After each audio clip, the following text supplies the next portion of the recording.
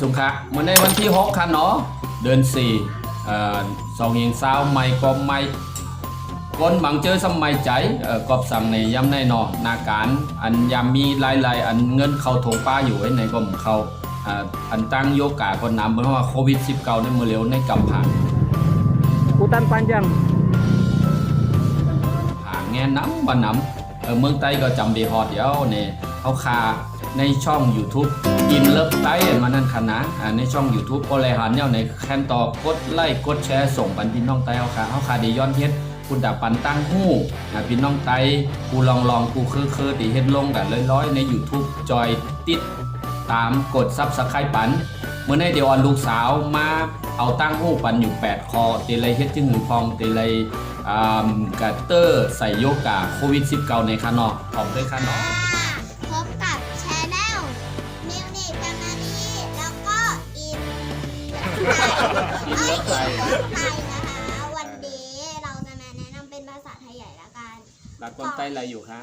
ไรค่ะ ชื่อสังค่ะ นางเดือนขำนางเดือนปี โอเควันนี้แต่ลาหัวคอสั่งลูก โควิด-19 ค่ะอ๋อวันนี้จะพูดเรื่องโควิด-19ในคะเนาะพี่น้องเขาค่ะเมื่อในแต่ร้อนแต่ย้อนหลัดปุ่นพรแต่เจเลยให้กังโควิดจึงหือแต่เลยมาพบกับสามารถนั่งเดินคำเนี่ยสามารถหังก่อน้องใบสามารถน้องใบในคะเนาะมีหลายคอเมื่อในอันเตลาดกัน8 คอมีอยู่8 คอให้ในหล่อ4 นิ้ว8 คอโอเควันเมื่อในวันถึงปันพี่น้องไตอยู่ที่เก่งตุงแล้วก็ตีไรก็หมูเจแล้วก็ไตตึงหมดตึงเสงย้อนฮับถ่อมในช่องอินเลิฟไต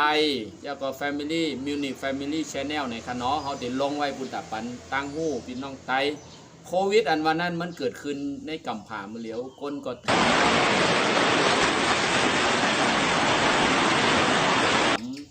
ตอร์โยกาน้ำเมื่อไงย้อนเอาตั้งหู้8 คอมาลาดปันพี่น้องเข้าให้เฮ็ดจ้อมให้ทำตามเนาะวันนี้จะพูดภาษาไทยกับภาษาไทยใหญ่ภาษาไทยนำปัด1 ข้อที่ 1ห้ามจับมือ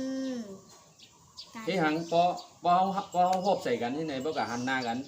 ในกำผ่าอิงเกเลตเมืองนอกยุโรปพอหันหน้าเต๋คือฮัลโหลเตรียมเฮ็ดไรเฮ็ดไรอ๋อซ้ำเต๋ไรคือล่ะ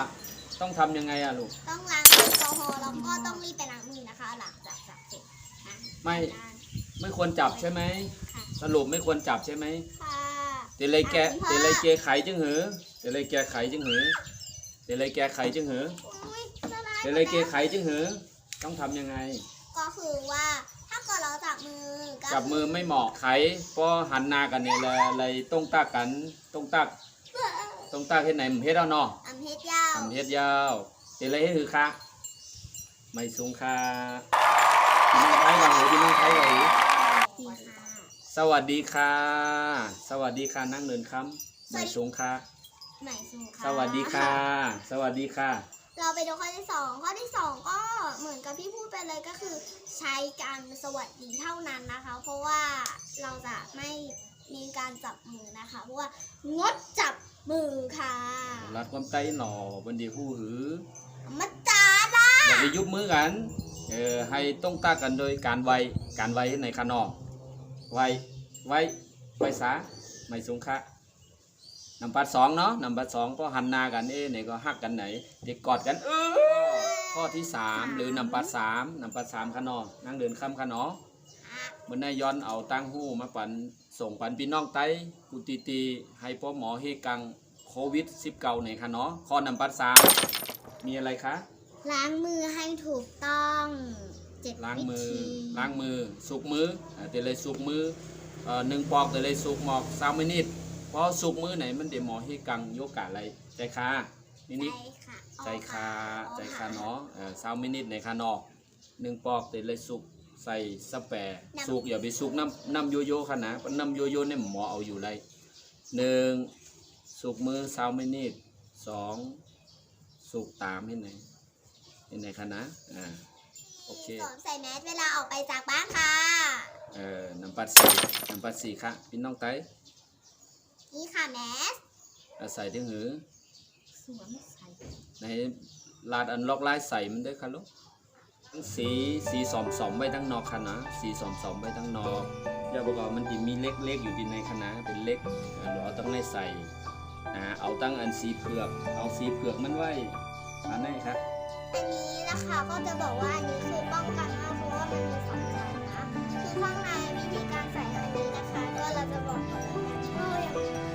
นี่คือเรานะคะเราจะเห็นตรงนี้นะทุกคนเห็นปะแล้วก็เราก็จะแล้วก็เราก็จะใส่นะคะเสร็จโอ๊ยจับอีกใส่อย่างนี้แล้วก็เสียบเข้าไป อัดคนไต้หนอ หู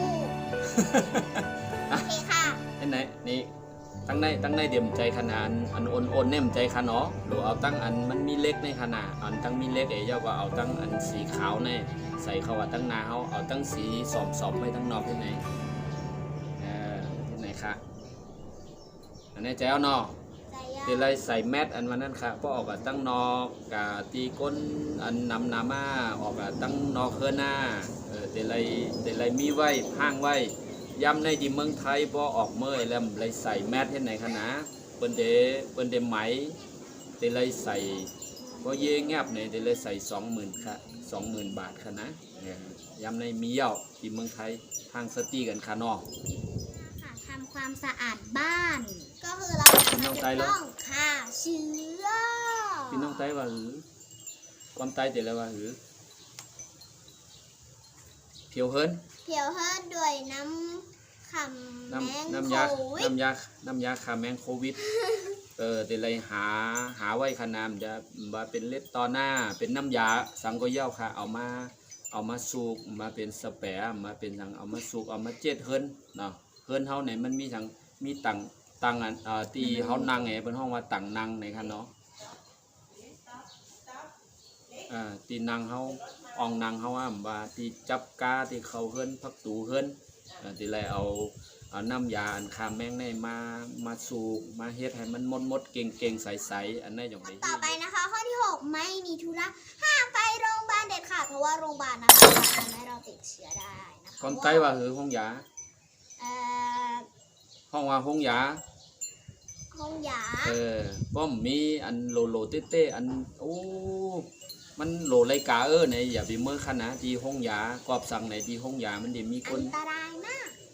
มันมีโยกาน้ำเยาก็อันเฮาติเลยกับตุ้งเตอร์ใส่โควิดเนี่ยมันได้เป็นไรสูงนะคณะอย่าเป็นไรเมื่อกันเดียวห้องยาอันวันนั้นก้นเป็นหย่องเมื่อเพราะก้นอ่ำเป็นโยกาอย่าเป็นไรเมื่อค่ะอันในคอนำปาดโฮกเขาย้อนฝากตอนถึง แผนของเรานะคะก็คืออย่าไปที่คนเยอะนะคะ ก็คืออย่างเช่นเซเว่นงานแต่งวัดนะคะ หรือว่าห้างสรรพสินค้าเพราะตอนนี้เขากำลังกักตุนกันอยู่นะคะ กักตัว กักตัวไม่ผิด นะ ดี ก็ มีคนแก้ให้นะคะ ก็ปองว่าหือในอันลูกสาวรัดกับเมื่อไกลเป็นว่าอย่าเป็นไรกว่าตีก้นน้ำเนี่ยเขานะมาเป็นปางก้อยปางแขกปางขึ้นไหวปางมังกร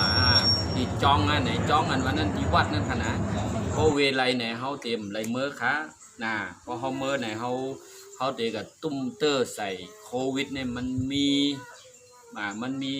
พรที่เป็นไรนำหนาวันไหนคะนำปัด8เย้านำปัด9ลบข้อที่ 9 ข้อที่ 9จ้อนไผ่จ้อนมันจ้อนทั้งไผ่ทั้งมันกินไม่จ้อน กินร้อนช้อนกลาง ภาษาไทยเรียกว่ากินร้อนช้อนกลางก็ความไตเหรอกินไม่ กินไม่ซุปไม่ กินไม่จ้อนทั้งไผ่ทั้งมันอย่าไปกับกินจ้อมกันนะอันนี้ย้อนผากตอนนำปัดเก่านำปัด10ยามในอำว่าอ่อนอำว่าก้นใหญ่อำว่ามูลเจ้าอำว่านายขาวอำว่าก้นอันเฮ็ดนาการผู้ร้องก้นอันมีนาการเป็นสาวบนนะเป็นสามาในเลยมีพร 40%นำนะอันที่ต้มเตอร์ใส่นะมันจะว่าโควิดเฮาก็เหมือนกันคณะเฮาเป็นคนเนี่ยเป็นลูกที่เมืองไทยยามในก็10 โมงในกลางค่ำเต็มเลยออกเฮือนเหย้าก็ออกเฮือนเตเลยแงบตามอย่างเงี้ยตามก็แย่แงบเนี่ยเตเลยติดขอบ6 เดือนใช้เงิน 20,000 คณะวันมื้อในคลิปย้อนฝากตอนถึงพี่น้องไทยพี่น้องไทยลูกหลานไต้อันอยู่ในเมืองไทยพอเลยหันคลิปเฮาเย้าพอเจอพอหันมามันเป็นอันดีคลิปหรือในช่อง In Love ไต้ป้องว่าคือในเฮาฮักไต้เฮาโกรธไต้หายเฮาจงเลยเฮ็ดคลิปในออกมาบุตรที่ส่งปันให้ลูกหลานเฮาอันนี้ก็ลูกไต้เป็นโมลาดไต้จงใจค่ะอันนี้เนาะลาดอะไรอยู่ ไลค์ค่ะ ไรคะ ถ้าชอบคลิปนี้อย่าลืมกดไลค์เป็นกำลังใจให้มินิแฟมิลี่แล้วก็ อินเลิฟ ตายายบ๊ายบายค่ะ แง่กันแทงคานอเป็นยังไงก็ย้อนกดไลค์กดแชร์นะไว้ภาพข่าวน้าวของมีดีทางเสกรรมคานอในสุขาบ๊ายบายสวัสดีครับในสุขา